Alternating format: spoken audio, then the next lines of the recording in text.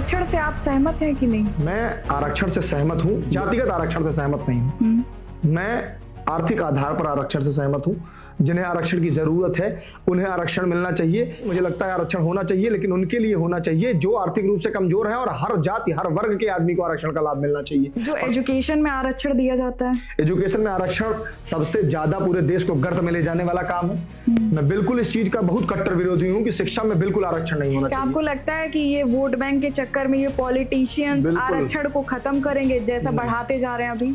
बिल्कुल नहीं खत्म करेंगे, ये नहीं खत्म करेंगे। लेकिन एक चीज जान लीजिए, समाज जब किसी चीज की खिलाफत करता है, समाज जब पूरा समाज इस चीज की, जिस दिन जिन्हें आरक्षण मिल रहा है, जिस दिन वो ये चीज समझ जाएंगे कि ये आरक्षण ही उनके पैर की जंजीर है, ये उनके लिए अच्छा नहीं है। उन्हीं के समाज में आप बहुजन समाज की बात कर लीजिए, आप ओबीसी समाज की बात कर लीजिए, आप किसी भी समाज की बात कर लीजिए, जो समाज आरक्षण का लाभ ले रहा है, उस समाज में ही सिर्फ उस समाज के 5 से 10% लोग इस आरक्षण का लाभ ले पा रहे हैं। 10% 15% की जो क्रीमी लेयर है, जो लोग IAS PCS बन गए हैं, उनके बच्चों को वो अच्छी शिक्षा देते हैं, अच्छे अच्छे स्कूलों में पढ़ाते हैं, अच्छे अच्छे कोचिंग संस्थानों में पढ़ाते हैं। उसके बाद उनके बच्चे फिर उसी कंपटीशन एग्जाम में बैठते हैं, जिस एग्जाम में एक नॉर्मल गरीब आदमी का, गरीब बहुजन समाज का बच्चा बैठ रहा है जो प्राइमरी स्कूल से पढ़ा है, और एक बच्चा जो IAS PCS का बच्चा है वो भी बहुजन समाज का ही है, जो कॉन्वेंट स्कूल में पढ़ा है, महंगी कोचिंगों में पढ़ा है, वो भी उसी एग्जाम में बैठता है। और उसके बाद जो है, क्या आप तुलना कर सकते हैं उनकी पढ़ाई की? कभी नहीं तुलना हो सकती।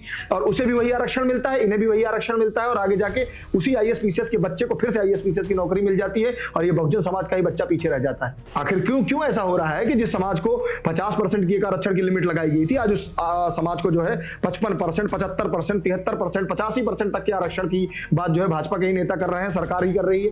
क्यों? अगर वोट बैंक के लिए कर रही है। मैं आपसे कह रहा हूं कि मैंने उस आदमी को 50 रुपए दिए, ये कह के कि भाई तुम्हारे गांव में सबके पास पैसे हैं, 50-50 रुपए हैं, तुमको मैं 50 रुपए दे रहा हूं, तुम भी अपना स्तर इन 50 लोगों, बाकी 20 लोगों के जितना कर लो। और उसके बाद 10 दिन बाद मुझे फिर उस आदमी को 70 रुपए देने पड़ रहे हैं, 80 रुपए देने पड़ रहे हैं। तो इसका मतलब क्या हुआ? उन लोगों ने अपने 50 रुपए का सही इस्तेमाल किया, और उस आदमी ने अपने 50 रुपए का सही इस्तेमाल नहीं किया।